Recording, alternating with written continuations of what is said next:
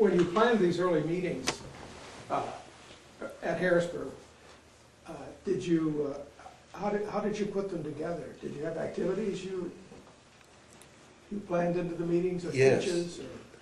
Well, it's similar to the format that we followed for many years, and the planning was ably assisted by John Alfeld in the early years, because John lived in Lancaster, Pennsylvania, as you know, John Alice, and so he was fairly close by to Harrisburg, and so he would sign up the hotels, and then together we would plan, at least in the early years, the banquets and the meals and things, and I would get the papers to sign. John would send them on to me, but and then with the help of people like Nancy Smith and others who really knew about glass and wanted to, and were able to have informal sessions, which came to be called the show and tell,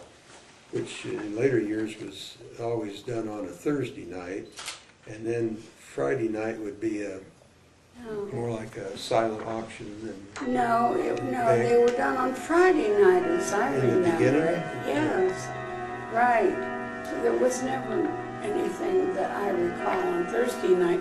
We would have speakers. I shouldn't really say.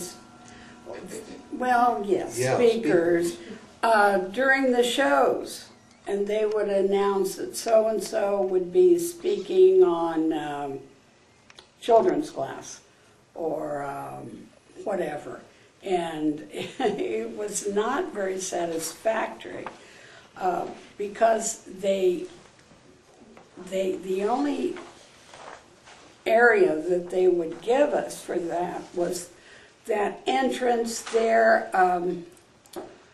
Oh, I can't even think what direction it was, but anyway, then eventually they did give us a room on the second floor, and I know at least one gathering was a gentleman who spoke on Gillinder glass up there, and that worked out well. But they would announce it at the show that so-and-so was going to speak on this subject and where it would be, and we'd do that both the Saturday and not the Sunday show. No, the just Friday the and Saturday shows. So you do it after the show, or no, during the show. During. And the trouble with the private room was that they charged $100 or $200 for that, and that for us was pretty expensive. So we only did that a couple of times. Right. If we could do it in the corridor, which is about what it amounted to, that Joe was speaking of.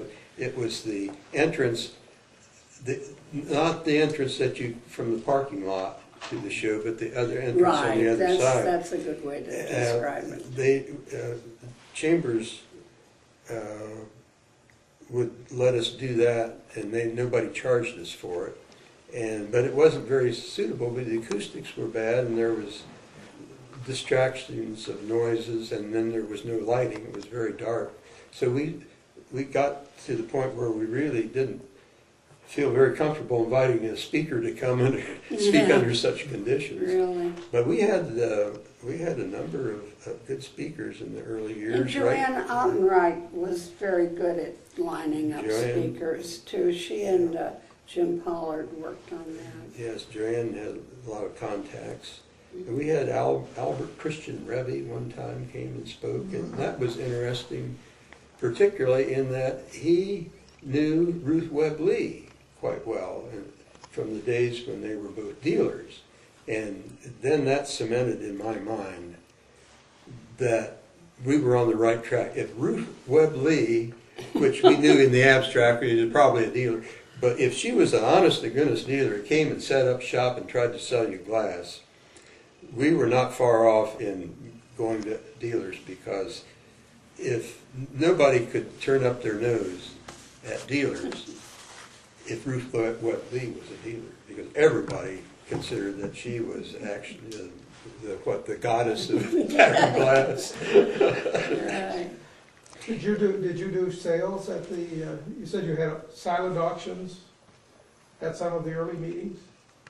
No, we didn't. Yeah, in the No, we banquets. didn't. No. We didn't do silent auctions in the very early meetings.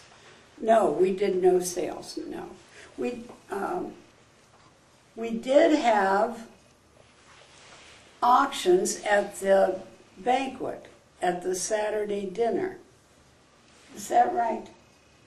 Is that what, the way you remember? Not in the real early years, we didn't. Well, I can.